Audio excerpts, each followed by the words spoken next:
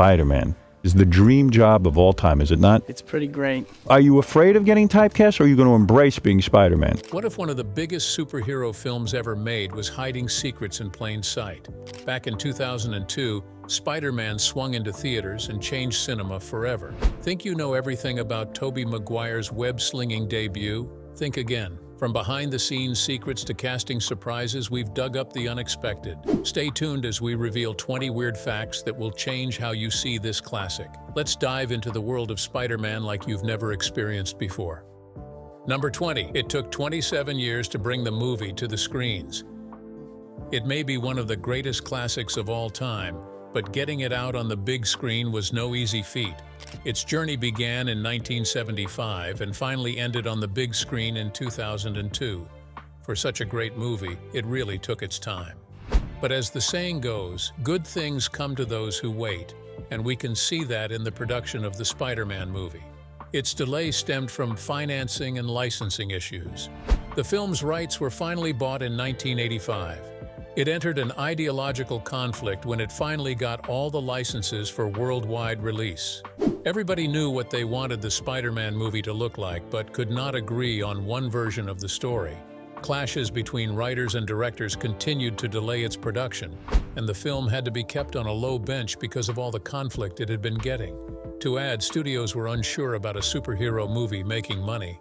There was already Superman, so introducing another superhero into the field seemed low priority then. But with the advent of X-Men in the year 2000, studios decided to resurrect the idea of Spider-Man.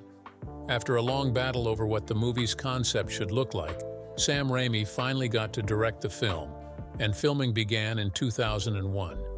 On the 29th of April 2002, it finally premiered at the Man Village and was released by Sony Pictures Releasing in the United States on the 3rd of May. So even though it took a while, it finally reached the screens and was beyond our expectations. The fight scenes, the actors' excellent acting, and the graphics were worth the wait. It showed about 90% ratings on Rotten Tomatoes, showing that the general public thought it was a great movie. Number 19, it was almost a horror movie. One of the incidents that delayed the release of Spider-Man was that everyone had different opinions of what the movie was about. Although adapted from the comic, the early producers were unsure of its success following the comic route and wanted to change the script as much as possible. Things started to get chaotic. The first writer, Stan Lee, was brought on to write a screenplay. His version depicted Cold War themes and had Dr. Octopus as the main villain. While the producers were okay with the script, they began to butt heads when it came to the budget for the movie. Corman, who was the producer, had plans for a more friendly budget, while Stan Lee was willing to spend as much as was deemed necessary. The fight eventually grounded all production activities to a halt. The film rights were then acquired by Menahem Golan and Yoram Globus of the Cannon Group for $225,000 in 1985. The two had no idea what the original concept of Spider-Man was and thought it was a werewolf movie. They hired Leslie Stevens to write a screenplay based on this concept. Stevens' script depicted Peter Parker as a photographer kidnapped by a mad scientist who uses him for experiments with spiders. In the process, Peter's DNA gets mutated, and he transforms into a human tarantula. It's not the best script ever written, but many people cannot imagine the whole concept of Spider-Man being about a human tarantula. Thank God the storyline was rejected by the next director, Tobe Hooper. Hooper signed on to direct, and Lee, upset that his masterpiece was being turned into another tacky horror film, asked for a new script to be written as close to the comic as possible. By 1985, a new script was written by Ted Newsom and John Brancato.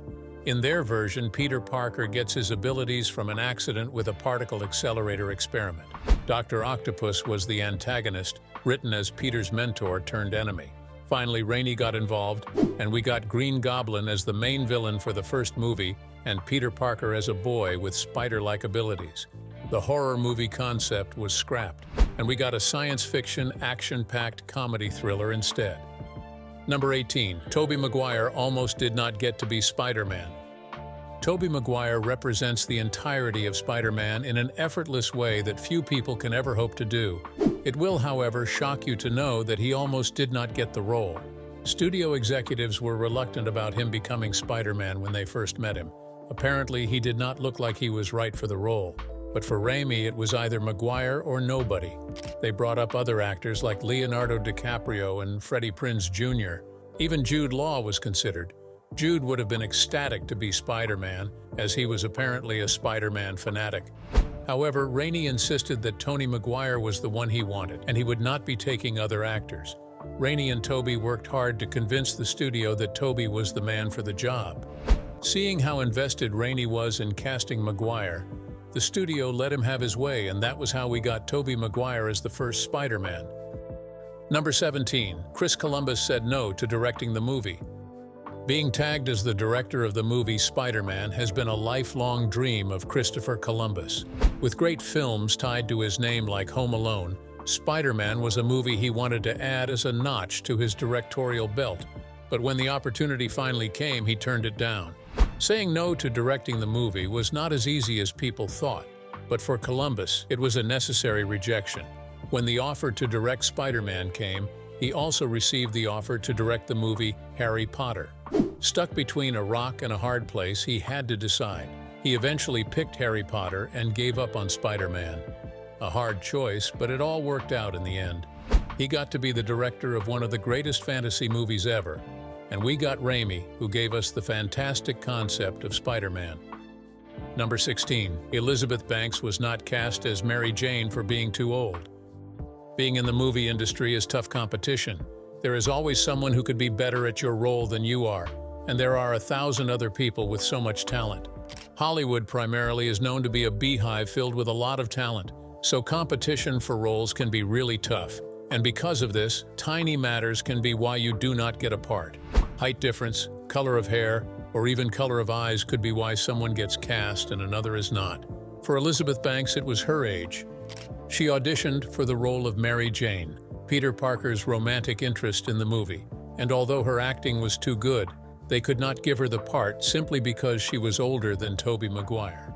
This mattered to the producers and director even though she was older than he by just a year. Unwilling to let her go empty-handed, she was cast instead as Betty Brant, assistant to Jonah J. Jameson, the editor-in-chief of the Daily Bugle. It wasn't the role she had in mind, but the character of Betty Brant grew on her eventually. Instead, Kirsten Dunst, who was 18, was cast as Mary Jane and became the iconic first female lead of the first Spider-Man movie. Number 15. Wolverine's suit got stolen. Hugh Jackman, an Australian actor known for his role in the famous series X-Men, was supposed to have a cameo in the movie. Jackman, who became popular as Wolverine in X-Men, became an icon for superheroes at the beginning of the year 2000. The success of his movie was one of the things that made Columbia Pictures give more attention to the movie Spider-Man.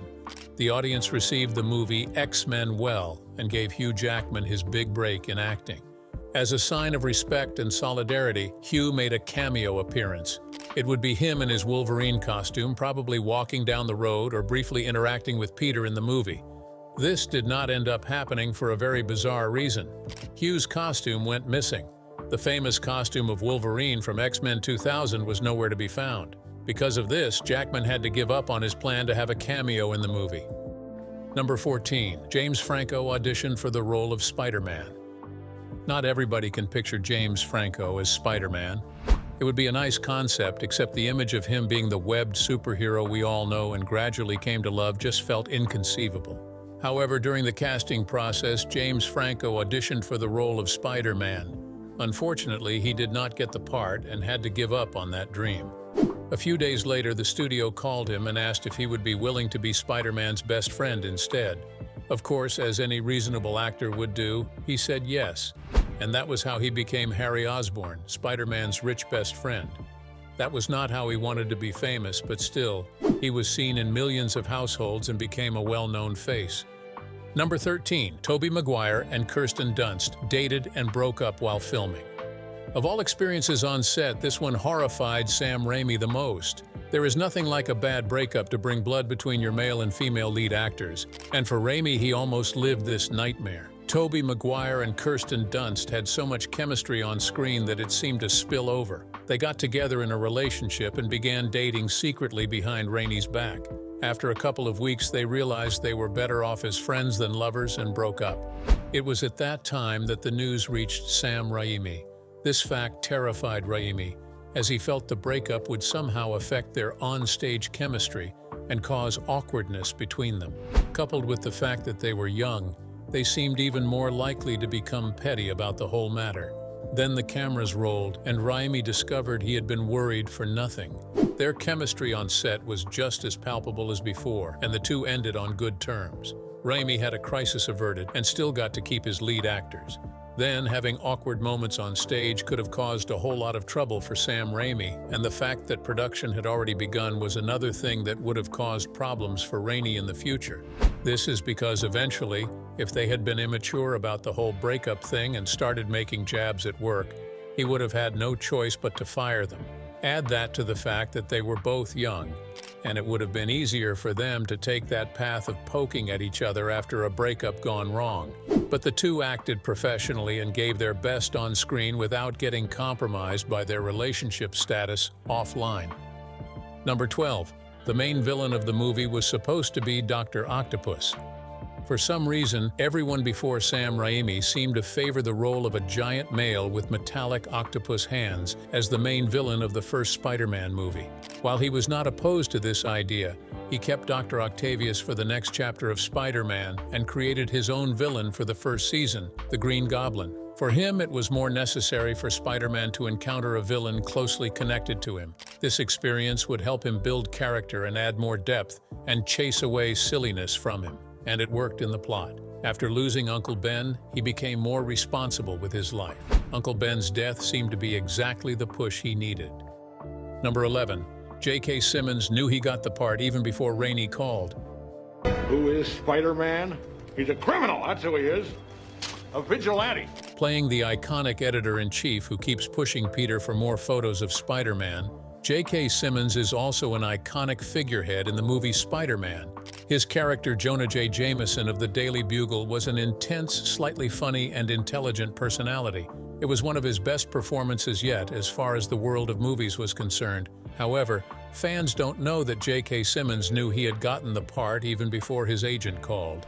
Apparently, he had a fan who was also a massive fan of the Spider-Man comic and was excited about the release of the live adaptation of the movie. He found out on a Spider-Man website about the cast for the film and saw Simmons as the editor-in-chief. Excited, he called Simmons, who had not yet been informed. The fan was excited about Simmons' new role and wished him good luck. Simmons was grateful, although he wondered why his agent had not called.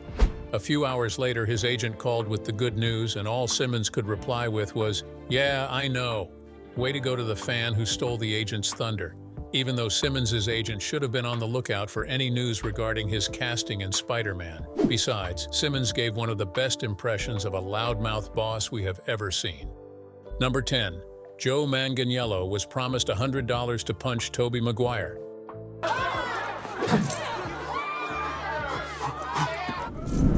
Whether it was bad blood between some crew members and Tobey Maguire or just jealousy, Joe Manganiello revealed that a crew member promised him $100 if he would punch Tobey Maguire in the face. Stunned, Manganiello had refused and was frankly disturbed by the man's craving for violence. I'm the movie, he plays the role of the bully who attracts Peter in school in one of the first scenes. While he had gotten the role of a bully, Manganiello was not one in real life. He would never use the excuse of a scene to hurt anyone intentionally. Besides, what the crew member was asking for was not in the script, and for the sake of integrity to Raimi and the whole movie, he refused to hurt Tobey intentionally. The crew member was disappointed after witnessing Manganiello not budge from his decision. Although his time in the film did not last long, it was a proud thing to know that he stuck to his morals till the end, even when being evil paid.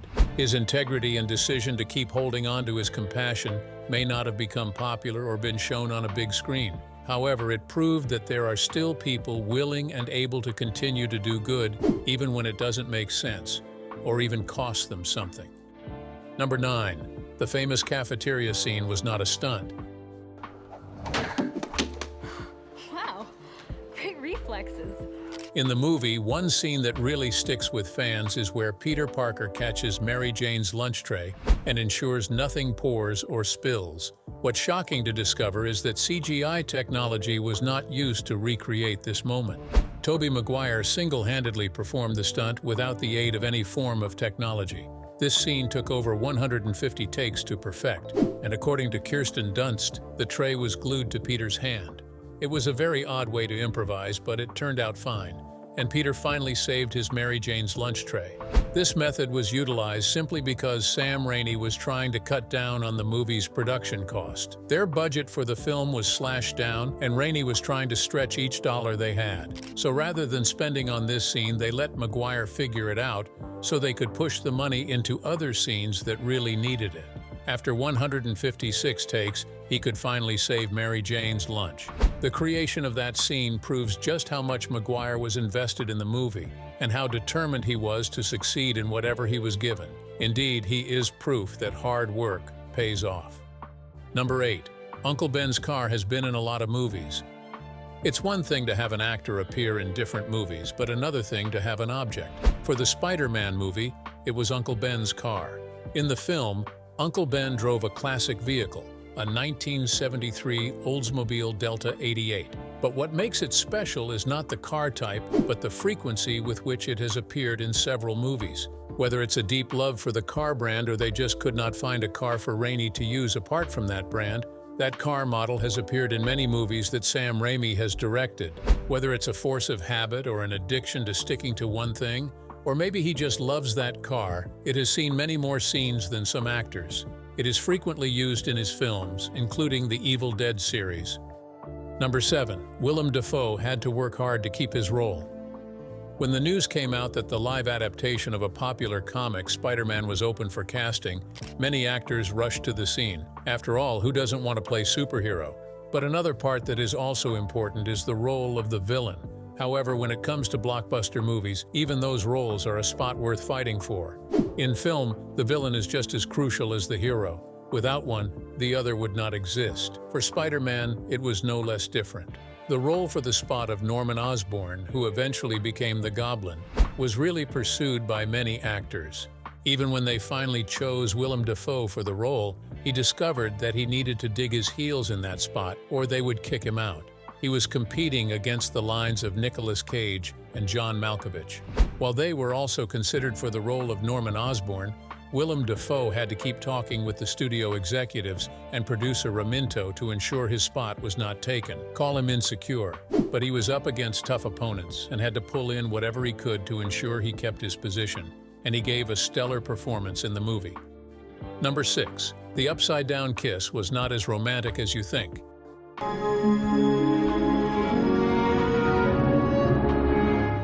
The upside-down kiss that had you swooning and gushing about the wonders of love wasn't as romantic as you thought it was in real life. It was a complicated scene, especially for Tobey Maguire.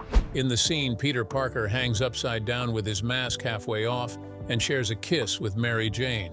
While this looks swoon-worthy, in reality it was anything but. Behind the scenes, an entirely different situation was taking place. First off, Maguire could not breathe. The mask that had been pulled up was covering his nose, and he couldn't pull it up any further because it was likely to show more of his face, and Mary Jane could have recognized him. So the mask stayed on his nose, and Maguire struggled to breathe as they kissed. The second reason it was so difficult was that water ran down from the ceiling and got into his nose, making the whole breathing thing more difficult than it already was. So the next time you see that upside-down kiss by Peter Parker and Mary Jane, know that the actor Tobey Maguire risked his life to give you that scene.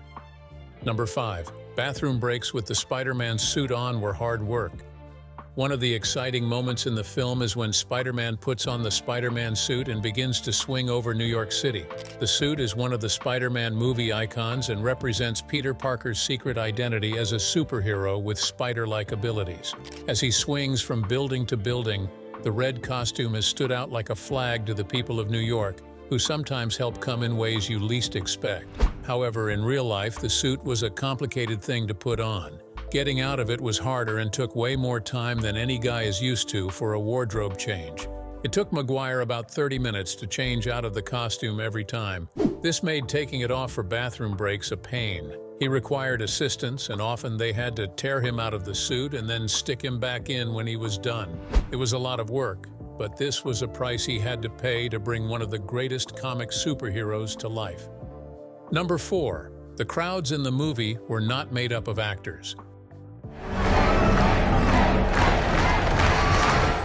In the movie, many scenes happen where crowds show up. For example, Peter Parker's fight in the underground wrestling match. However, most of the people there were not actors. A lot of them were actually from the comic book store. They were comic book lovers within the comic stores around the movie's filming area. Sam Raimi got them together to act as members of the crowd for the film, something that they were enthusiastic about. In that way, Raimi saved money on hiring many actors to stand there and yell. The comic fans were passionate about doing the job, knowing that it was a live adaptation of one of their own. Number 3. It was the first film to gross over $100 million in one weekend. As of 2002, it was the first film to reach $100 million in a single weekend and the most successful film based on a comic book at the time. At the box office, it grossed $826 million worldwide against its $139 million budget. It was the third highest grossing film of 2002, the highest grossing superhero film, and the sixth highest grossing film at the time of release. The film was nominated for Best Sound and Best Visual Effects at the 75th Academy Awards. Number 2. Stan Lee wanted to be editor-in-chief of Daily Bungle. Stan Lee, one of the co-creators of Spider-Man, wanted to be in the movie. He was interested in playing J. Jonah Jameson, the editor-in-chief of the Daily Bungle, but the filmmakers felt he was too old to play the part convincingly. They also considered putting him in a role where he tries to sell Google to Spider-Man. This scene was later scrapped. Instead, he played a scared civilian who narrowly evaded getting hit by falling debris from Green Goblin's attack. Come on, move! Number 1. Images of the Twin Towers were removed from the film. Spider-Man swinging between the Twin Towers was supposed to be one of the movie's iconic scenes. However, after the September 11 attacks, all footage containing images of the Twin Towers was scrubbed. The producers did it as a show of respect for those who lost loved ones during the attack and those who were survivors. Seeing the towers on screen might remind them of a past they want to forget. So all images of the tower were cleaned out. However, in the final scene, as Spider-Man looks over the city, the pictures of the Twin Towers are reflected in his eyes. Background. One of the greatest movies of the 20th century is the famous Spider-Man. Sam Raimi brought to life one of the best superhero movies ever with its intense plot and nerve-wracking action scenes. However, the story of Spider-Man began in 2002. The story revolves around a high school student, Peter Parker, who goes to a genetics laboratory with his best friend, Harry Osborn, and his crush, Mary Jane Watson. There, Peter is bitten on the hand by a spider. Unknown to him, that spider is not a normal spider and has been genetically modified. Ignorant of this fact, he goes home to his Aunt May and Uncle Ben and thinks nothing of the spider bite. On arrival, he starts to feel drowsy and eventually falls unconscious.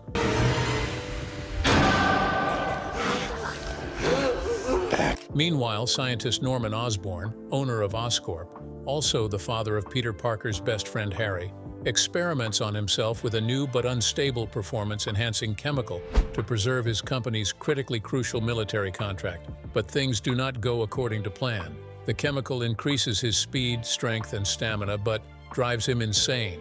In a fit of rage, he culls his assistant, Mendel Strom. The next morning, Peter finds that his previously impaired vision has improved and can see clearly without his glasses. He also discovers that he is more muscular.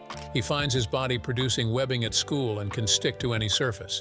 Throughout the day, he gets into trouble with a bully named Flash Thompson. During their fight, he discovers that he now has quickened reflexes. Peter discovers he has developed superhuman strength, the ability to stick to surfaces, speed, and a heightened ability to sense danger. Peter, excited about his new powers, decides to enter an underground wrestling event to get money to buy a car and win Mary Jane's heart.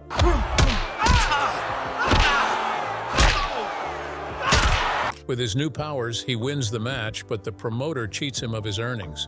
Annoyed with the promoter, Peter lets a thief who steals from the promoter get away to get back at him.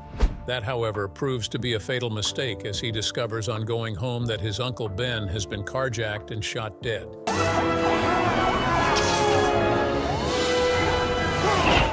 Peter, in pain and anger, chases down the carjacker to a warehouse to confront him.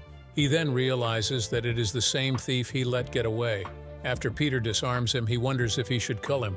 The carjacker takes advantage of Peter's inner turmoil and tries to escape. In the process, he falls out of a window to his demise. Meanwhile, Norman kills several scientists who belong to his company's rival and the military's General Slocum. Upon graduating from high school, Peter remembers the words of his Uncle Ben, who told him, "With great power comes great responsibility," and he decides to take those words to heart. He begins using his abilities to fight crime and injustice in society. He finds a costume and takes on the identity of Spider-Man. With great power comes great responsibility. His role in society soon becomes big news and attracts the attention of newspaper editor J. Jonah Jameson. Jameson, needing pictures of Spider-Man, hires Peter as a freelance photographer since Peter can only provide clear images of Spider-Man. Norman, on the other hand, gets enraged upon learning that his company's board members, Osborn, plan to sell the company. He disguises himself and assassinates the World Unity Fair Festival board members. Jameson quickly dubs the mysterious Keller the Green Goblin. The Goblin and Spider-Man come in contact, and Green Goblin offers Spider-Man a place at his side. Spider-Man refuses, and Green Goblin vows to kill him. Bring you a choice. Join me. Imagine what we could have. Thanksgiving in this apartment, and we are going to do things properly. Aunt May, Peter's guardian, invites the Osborns for Thanksgiving dinner at their house. During dinner, Norman, unknown to Peter, deduces that Peter is Spider-Man. In a bid to avenge Peter, the Goblin attacks Aunt May, who is critically injured and hospitalized. But I'm safe here. Can I do anything for you? You do too much. Meanwhile, Mary Jane admits she has a crush on Spider-Man, who has rescued her on numerous occasions, and she asks Peter whether Spider-Man ever wondered about her. Harry, who loves Mary Jane, arrives with flowers and learns she does not have feelings for him when he sees her holding Peter's hands. Devastated, Harry tells his father that Peter loves Mary Jane, unintentionally revealing Spider-Man's most significant weakness and putting Mary Jane's life in danger. The Goblin kidnaps and holds Mary Jane in a Roosevelt Island tram car full of children hostage alongside the Queensboro Bridge. There, he tries to force Spider-Man to choose who he wants to save and drops Mary Jane and the children. Shoot!